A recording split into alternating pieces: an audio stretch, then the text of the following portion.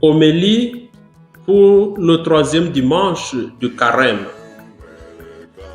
Dieu de miséricorde et d'amour, Dieu de justice.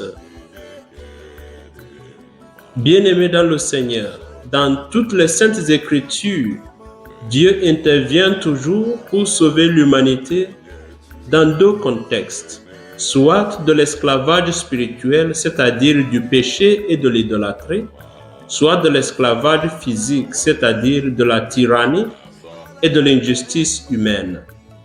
C'est parce qu'adorer ou obéir à autre Dieu ou créature que Dieu créateur lui-même porte une atteinte contre la dignité spirituelle et physique de cet être humain créé à l'image de Dieu et lui appartenant complètement.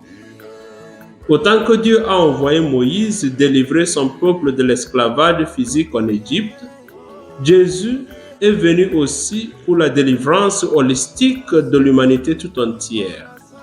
L'approche de Dieu envers l'humanité, c'est l'amour et la miséricorde.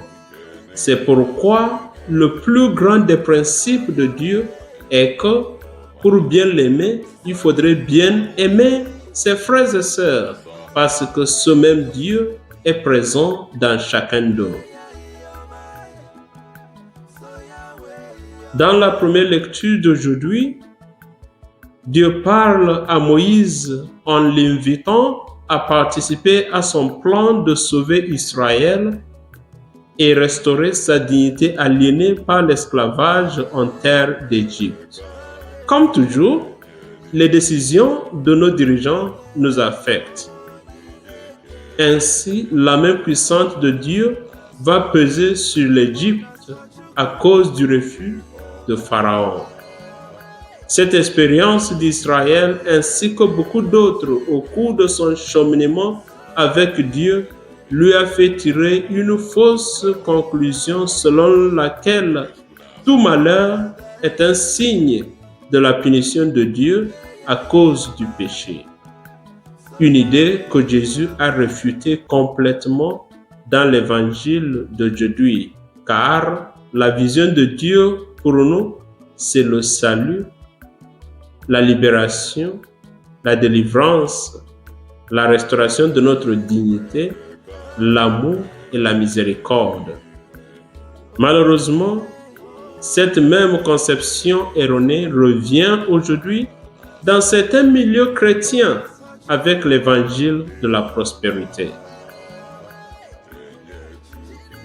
Cependant, chers frères et sœurs, bien que l'amour de Dieu surabonde, il s'y est de souligner aussi que quand l'humanité refuse cette branche d'olive que Dieu lui tend, elle est soumise à la justice de Dieu. La miséricorde de Dieu n'est pas signe de faiblesse. Aujourd'hui, notre société va mal parce qu'on ne veut pas dire aux gens que ce même Dieu, qui est très miséricordieux, est aussi Père de justice qui punit les récalcitrants. Dans Apocalypse chapitre 3, verset 19-20, il est écrit « Celui que j'aime bien, je le châtie ». Dans l'évangile d'aujourd'hui, Jésus affirme fermement « Si vous ne vous convertissez pas, vous périrez aussi comme eux ». Ce n'est pas la première fois que Jésus fait une telle affirmation.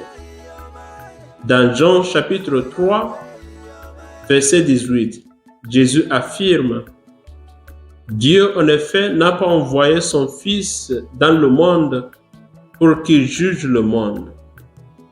Celui qui croit en lui n'est point jugé, mais celui qui ne croit pas est déjà jugé. » Dans la deuxième lecture d'aujourd'hui, Saint Paul rappelle comment certains des ancêtres ont péri dans le désert parce qu'ils ont offensé Dieu. Et il affirme que cela est à la fois un exemple et un avertissement pour nous. En méditant sur cet abus du cœur miséricordieux de Dieu, Je me rappelle l'expérience de mon ex-supérieur lorsqu'il était parti dans un pays européen.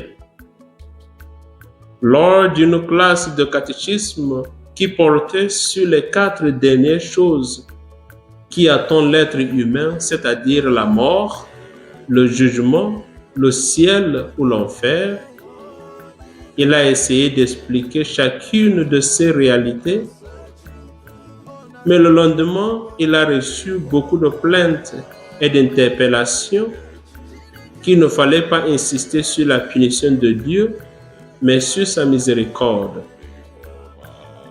En vérité, notre société aujourd'hui désire vivre avec Dieu, sans faire la volonté de Dieu. Nous ne devrons pas dire aux gens ce que leur caprice désire entendre, mais ce qu'ils devraient entendre selon les standards évangéliques. Bien-aimés dans le Seigneur, notre Dieu est plein d'amour et de miséricorde. Il veut notre salut et notre bonheur. Jésus vient nous sauver par amour sans notre mérite. Mais lui-même nous demande la conversion. La conversion n'est pas un paiement dans le sens d'une contrebalance du salut que Jésus nous apporte, mais plutôt une expression de reconnaissance et de sens d'appartenance. Nous sommes tous invités aux noces, mais il y a un habit approprié pour cette fête. Dieu nous aime et veut nous sauver, mais il ne tolère pas la médiocrité.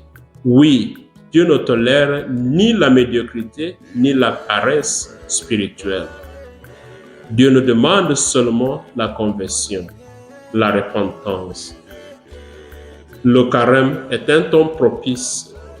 Convertissons-nous.